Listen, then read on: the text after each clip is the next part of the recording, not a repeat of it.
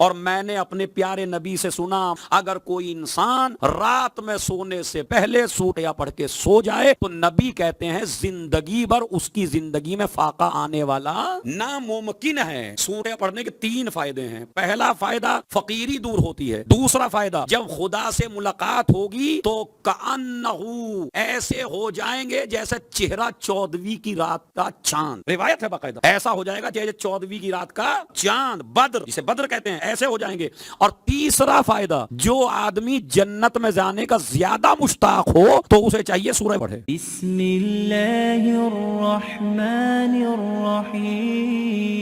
ایسا ہی میرا نبی مرنے کے بعد ہے، اور قرآن کہتا ہے نبی سے آگے بڑھنے کی ضرورت۔ ارے توجہ چاہتا ہوں میں، نبی کی زندگی میں کوئی امام نہیں بن سکتا ہے۔ نبی کی زندگی میں آج بھی مسئلہ شریع چیک کریے آپ، اگر آپ رسول کی قبر پہ مدینے میں جائیں تو آپ نبی کی قبر سے آگے اگر نماز پڑھ لیں تو نماز باطل ہے، اس لیے کہ یہ نبی قبر میں ضرور ہے مگر مردہ نہیں ہے۔ ارے توجہ چاہتا ہوں، اگر یہ مردہ ہوتا تو ان کی بیویوں کو اجازت ہوتی کہ ان کے مرنے کے بعد وہ کسی دوسرے سے شادی کر لیں، مگر نبی کی کوئی بیوی نبی کے بعد کسی دوسرے سے شادی نہیں کر سکتی۔ کیوں؟ اس لیے کہ جیسا زندہ تھا ویسے ہی میرا نبی آج بھی ہے، اور میں دلیل دیتا ہوں۔ بسم اللہ الرحمن الرحیم، اشہد ان محمد رسول اللہ، میں گواہی دیتا ہوں کہ محمد، کریے ترجمہ خود، یا تھے، اگر ترجمہ ہے تھے تو ہر چیز ہونی چاہیے، اور اگر ہے محمد اللہ کے رسول ہیں تو اس کا مطلب ہے قبر میں جا کے بھی رسالت ختم نہ ہوئی۔ ارے توجہ چاہتا ہوں،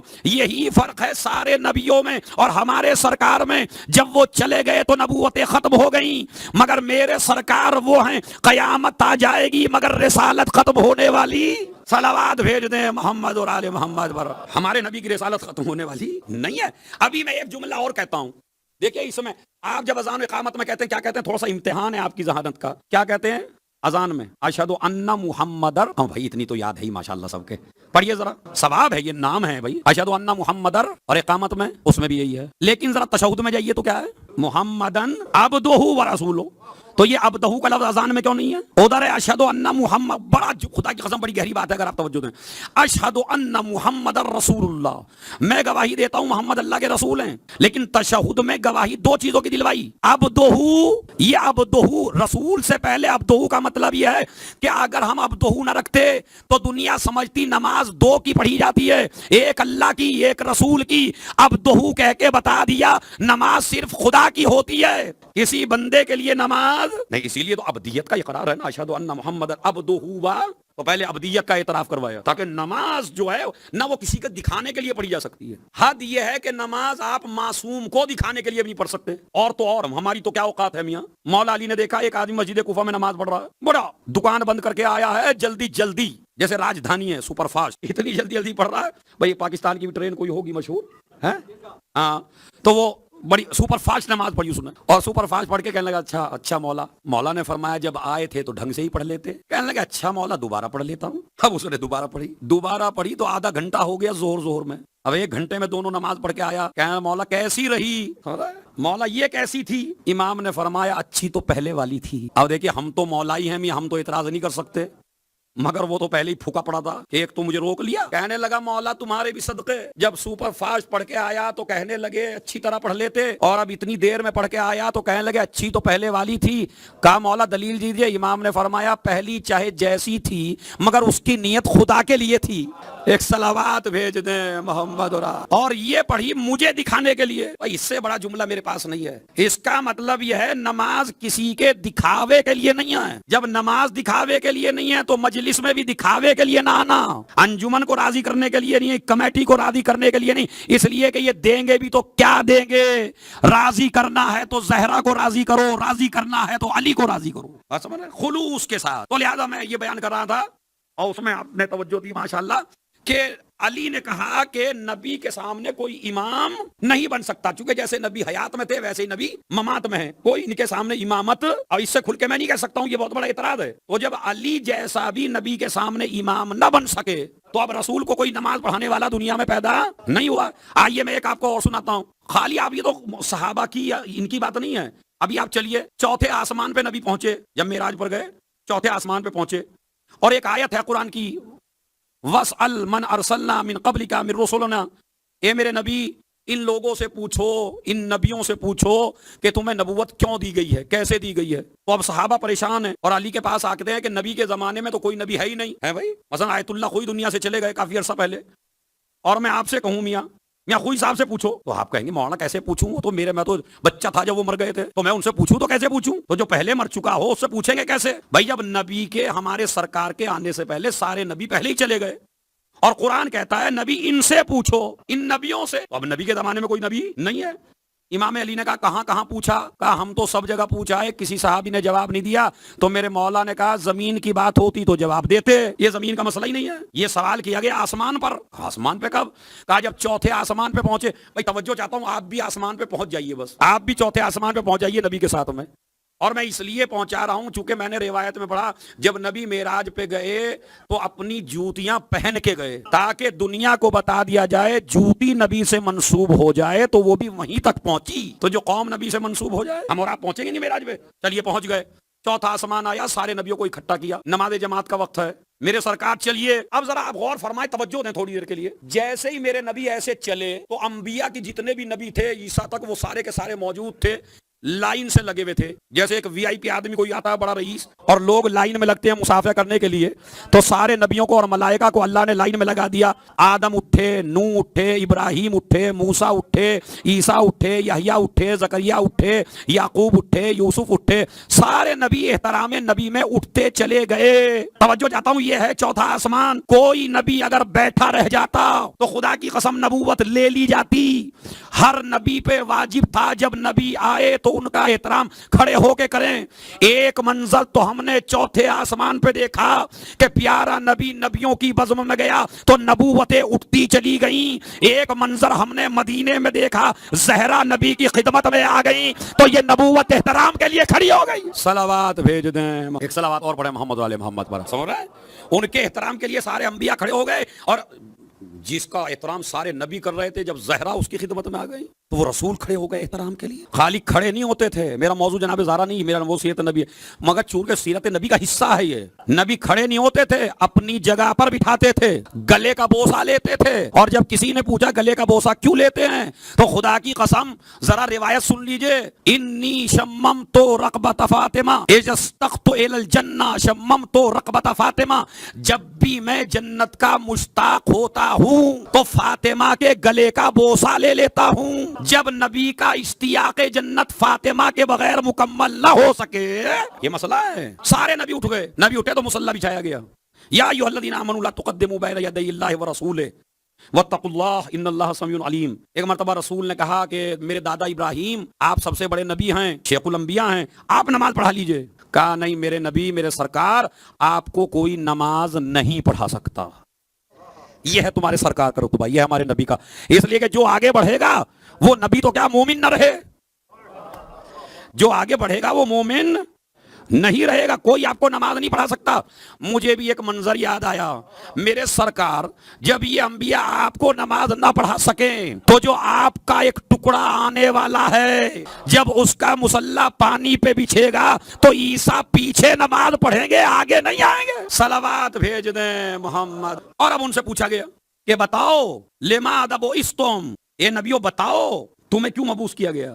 نبیوں نے کہا کہ بعثنا، ہمیں نبی مبعوث کیا گیا مگر پہلے 3 اقرار لیے۔ پہلا اللہ کی توحید کا اقرار لیا، دوسرے آپ کی نبوت کا اقرار لیا، تیسرے علی کی ولایت کا اقرار لیا۔ آپ کی نبوت کا، اللہ کی توحید کا اور علی کی۔ جب ہم نے یہ اقرار کر لیا تو ہمیں نبوتیں جا کے ملی ہیں۔ تو پھر وہی مسئلہ، یا ایھا الذین آمنوا لا تقدموا بین یدی اللہ ورسولہ۔ تیسری وجہ احترام کی ہے کہ انا وعلی ابوا ہذہ الامہ، میں اور علی امت کے باپ ہیں، اور اولاد کو حق نہیں ہے کہ وہ باپ کے آگے چلے۔ سمجھ رہے آپ؟ یہ مسئلہ نبی کے لیے بھی ہے، یہ مسئلہ باپ کے لیے بھی ہے۔ اگر آپ شارجہ میں 10 لاکھ مہینہ بھی کما رہے ہوں اور باپ محتاج گھر پہ بیٹھا ہو اور راستے میں آپ چل رہے ہوں تو دولت کے نشے میں کبھی باپ سے آگے جانے کی کوشش نہ کرنا۔ یہ لے کے 5ویں امام فرماتے ہیں میرے بابا زین العابدین علیہ الصلوۃ والسلام نے، میرے بابا نے باقاعدہ ایک جوان لڑکے سے زندگی بھر کلام نہیں کیا۔ تو ایک مرتبہ ان سے پوچھا کہ کیوں کلام نہیں کیا؟ کہا اس لیے کہ میرے بابا نے ایک دفعہ دیکھ لیا کہ باپ ضعیف تھا، یہ لڑکا جوان تھا اور یہ باپ کے کندھے پہ ہاتھ رکھ کے جا رہا تھا، ہونا تو الٹا تھا، مگر دولت کے نشے میں یہ باپ کے کندھے پہ ہاتھ رکھ کے جا رہا تھا. تو میرے بابا نے اس سے کبھی کلام نہیں کیا. ایک جملہ مجلس کا آپ کو ہدیہ کر رہا ہوں، مجلسوں میں چاہے پہلی محرم سے لے کے قیامت تک مجلسیں کرتے رہیے، لیکن اگر گھر میں ماں باپ کا احترام نہ کر سکے تو نہ علی راضی ہوں گے نہ حسین راضی ہوں گے. اگر ان کو راضی کرنا چاہتے ہو تو آپ، اسلام کا حکم ہے جب اب باپ بیٹا کہیں جا رہا ہو. ہمارے ایک مجتہد کا قصہ ہے، بیٹے کو عہدے دار بنا دیا حکومت نے. اب وہ شکریہ کے لیے پہنچے مجتہد صاحب کے پاس، تو بیٹا بھی گیا اور باپ بھی گیا. تو بیٹا آگے بیٹھ گیا. ہمارے اس مجتہد نے پوچھا یہ پیچھے کون بیٹھا ہے؟ کہا یہ میرا باپ ہے. اس عالم دین نے ڈانٹا، خبردار، عہدے دار ہو کے دنیا سے بڑے بن سکتے ہو، اپنے باپ سے بڑے نہیں بن سکتے. پیچھے جاؤ. پیچھے کر دیا. مولا کائنات علی ابن ابی طالب علیہ الصلوۃ والسلام واجل ان کے لیے ہے کہ ایک باپ اور ایک بیٹا مولا علی سے ملنے آئے. مولا علی نے اپنے دسترخوان پہ ان کو کھانا کھلایا. جب دونوں باپ بیٹا کھانے سے فارغ ہوئے تو مولا علی نے لوٹا اٹھایا اور باپ کے ہاتھ دھلوائے. پہلے باپ نے منع کیا، علی نے کہا نہیں. میرے مولا نے کہا نہیں میں ہاتھ دھلاؤں گا. یہ دلوں میں لکھ لیجئے بات. ایک مرتبہ میرے مولا نے ہاتھ دھلائے. جب مولا ہاتھ دھلانے سے فارغ ہوئے، کتنا خوش نصیب ہوگا یہ مولائی کہ جو علی کے دسترخوان پہ کھا رہا ہے اور مولا جس کے ہاتھ دھلا رہے ہیں. ایک مرتبہ بیٹے نے بھی ہاتھ بڑھا دیے. امام نے لوٹا نیچے رکھ دیا. محمد حنفیہ بیٹے تم آؤ. ارے اس پہ تو اتنی داد ہونی تھی کہ آپ کو قیامت تک داد دینی تھی. کیا محمد حنفیہ ادھر آؤ. آئے. بیٹے اس کے بیٹے کے ہاتھ دھلاؤ. محمد حنفی ہاتھ دھلا دیے. اب بیٹے کے دماغ میں ایک بات آئی کہ میرے ہاتھ بیٹے سے دھلوائے، میرے باپ کے ہاتھ میرے مولا نے خود دھلائے. اب جس کی تلوار نسلیں دیکھ کے چلتی تھی اس نے ایک دم سے جوان کے ذہن کو پڑھا اور ایک جملہ کہا کہ بیٹے اگر تو باپ کے ساتھ نہ آتا تو میں علی تیرے ہاتھ دھلاتا، لیکن چونکہ تو باپ کے ساتھ آیا ہے، اگر میں تیرے بھی ہاتھ دھلا دوں، تیرے باپ کے بھی ہاتھ دھلا دوں، تو اس کا مطلب ہے میں نے باپ بیٹے کو برابر کر دیا. ارے جن کو خدا نے برابر نہ کیا ہو، جن کو خدا نے برابر نہ کیا ہو، علی کبھی انہیں برابر کرنے والے. تو باپ کے آگے نہ چلیے. باپ ایک عظیم نعمت ہے. خدا کی قسم اگر یہ باپ کی طہارت اور ماں کی طہارت نہ ہوتی تو آپ ہر فنکشن میں جا سکتے تھے، مجلس میں نہیں. ہر فنکشن میں جا سکتے تھے، مجلس میں نہیں. مجلس میں آنے کے لائق ماں کی طہارت نے بنایا ہے اور باپ کی حلال روزی نے بنایا. اگر وہ حلال نہ کھلاتا تو تب بھی آپ حسین کے لائق نہیں ہوتے. تو یا ایھا الذین آمنوا لا تقدموا بین یدی اللہ ورسولہ، یہ احترام ہے، یہ سیرت نبیہ ہے کہ آپ اپنے نبی کو پہچانیں، ان کی معرفت حاصل کریں. باقی موضوع انشاءاللہ کل آگے بڑھے گا. لیکن میں ایک روایت پڑھ کے آیا ہوں، اور وہ روایت یہ کہ چونکہ 2-3 آدمی ایسے ہیں جنہوں نے مجھ سے سوال کیا رزق کی تنگی کے لیے، رزق کی تنگی کے لیے، تو میں سب سے بہترین آپ کو بات کوئی تعویذ نہیں، کوئی گنڈا نہیں، باقاعدہ نبی کی حدیث آپ کو سناتا ہوں. رزق کی تنگی کے لیے ہمارے نبی نے 2 سورے بتائے. ایک سورہ سورہ واقعہ اور ایک سورہ علم نشرح. علم نشرح بڑا چھوٹا سا سورہ ہے، 8 آیتیں ہیں علم نشرح میں. اگر آپ اسے اپنے ورد میں لے لیں علم نشرح کو تو کبھی رزق کی تنگی آپ کو ہونے والی نہیں ہے. عبداللہ ابن مسعود جب بیمار ہوا اور خلیفہ وقت ان کے پاس آئے اور آنے کے بعد کہا کہ میں ڈاکٹر کا انتظام کروں، تو انہوں نے کہا مجھے ڈاکٹر کی ضرورت نہیں ہے، چونکہ جو میرا طبیب ہے اسی نے بیمار کیا ہے. میرے خدا نے مجھے بیمار کیا، مجھے کوئی ٹھیک کرنے والا نہیں ہے. انہوں نے کہا تو میں تمہارے لیے کچھ انتظام کروں. کہا میں تو قبر میں جا رہا ہوں، مجھے مال کی ضرورت ہی نہیں ہے. انہوں نے کہا آپ کی جوان بیٹیاں موجود ہیں، ان کا کوئی سہارا نہیں ہے. کہا ان کا سہارا قرآن ہے. میں نے اپنی بچیوں کو تعلیم دی ہے سورہ واقعہ کی، اور میں نے اپنے پیارے نبی سے سنا من قرأ سورۃ الواقعہ فی لیلۃ لم تصبہ فاقۃ ابدا.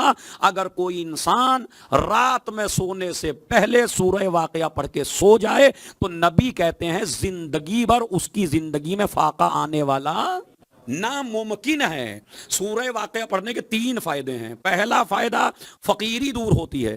دوسرا فائدہ جب خدا سے ملاقات ہوگی تو کأنہ ایسے ہو جائیں گے جیسے چہرہ 14ویں کی رات کا چاند. روایت ہے باقاعدہ کہ سورہ واقعہ پڑھنے والے کا چہرہ اللہ کے سامنے ایسا ہو جائے گا جیسے 14ویں کی رات کا چاند، بدر جسے بدر کہتے ہیں، ایسے ہو جائیں گے. اور تیسرا فائدہ، جو آدمی جنت میں جانے کا زیادہ مشتاق ہو تو اسے چاہیے سورہ واقعہ پڑھے. فاقہ دور کرنا ہو تو واقعہ پڑھے، چہرہ نورانی بنانا ہو تو واقعہ پڑھے، جنت میں جانا ہو یہ 3 فائدے ہیں. ان 3 فائدوں کو آپ سورہ واقعہ کے اپنی زندگی میں لائیے اور کم از کم سونے سے پہلے سورہ واقعہ. اصل میں ہم آل محمد کے قریب آئیں تو کیسے آئیں؟ سب سے زیادہ آل محمد کے قریب اگر ہمیں کوئی کرے گا تو اسے کہتے ہیں قرآن کریم. بس عزیزو، یہ ایام بڑی مصیبت کے اور بڑے غمناک اور المناک ایام چل رہے ہیں، اور آپ نے ماشاءاللہ بہت اچھا سنا اور بہت اچھا گریہ کی کریں گے انشاءاللہ. اس لیے کہ جب زینب لٹ کے کربلا میں آئی اور جابر ابن عبداللہ انصاری قبر امام حسین پر، سب سے پہلا زائر ہے قبر امام حسین کا جابر ابن عبداللہ انصاری. کہتے ہیں نابینا تھا، غلام کو ساتھ لے کے گیا تھا. ایک مرتبہ یہ روایت ہے اربعین کے جہاں فضائل لکھے ہیں اس میں ہے کہ ایک مرتبہ کربلا میں پہنچے. کربلا میں پہنچنے کے بعد پتہ نہیں چل رہا تھا کہ میرے آقا کی قبر کہاں ہے. تو ایک مرتبہ نابینا تھے، ایک مرتبہ بیچ میں جا کے آواز دی، یا حسین یا حسین یا حسین. 3 مرتبہ آواز دی. ایک مرتبہ کہنے لگے کیا ہو گیا؟ ایک حبیب حبیب کا جواب نہیں دے رہا ہے. مولا تمہارا غلام پکار رہا ہے، آپ جواب نہیں دیتے. خدا کی قسم زیارت میں موجود ہے کہ جابر نے خود ہی جواب دے دیا. مولا جواب دے تو کیسے دے؟ ارے جس کا گلا خنجر سے کاٹ دیا گیا. ابھی یہ باتیں کر رہا تھا، قبر امام حسین پہ پہنچ گیا، تڑپ کے رو رہا ہے. قبر سے آواز آئی جابر میری قبر سے کہیں دور چلا جا. جابر دور چلے گئے. بیویاں آئیں، اپنے کو اونٹوں سے گرایا. زینب کے آیت اللہ مستنبط لکھتے ہیں کہ زینب جب